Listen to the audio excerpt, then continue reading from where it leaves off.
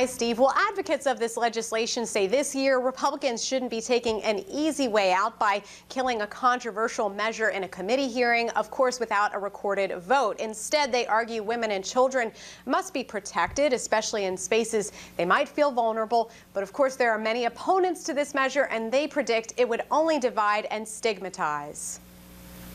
And if you pardon the pun, it's time for men to be men and protect women and children. Supporters of Delegate Bob Marshall's bill, HB 1612, aired their concerns in Richmond today. They say people should be prohibited from using the bathrooms of the opposite sex in government-owned buildings. If you have young women who are traumatized by having to be in a state of undress in front of a person who is a biological male, then that's a hostile learning environment for them. And that actually violates Title IX. The bill goes a step further from North Carolina in mandating public schools notify parents within 24 hours of a child requesting to be recognized by a different gender. Marshall said Republicans need to be transparent when taking up the bill. It is my sincere hope that Speaker Howell and the rest of the Republican leadership will not bury this bill, but have a full hearing and a record vote.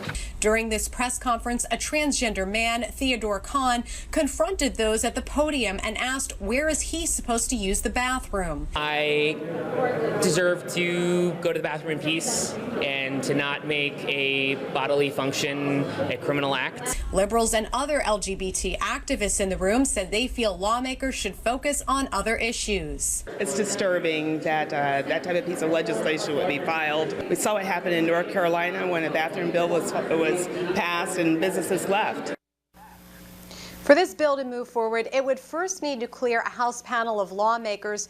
Those on the left and the right widely expect that the measure is not going to be going into law, especially considering that the Democratic governor has passionately declared he would veto the bill if it reaches his desk.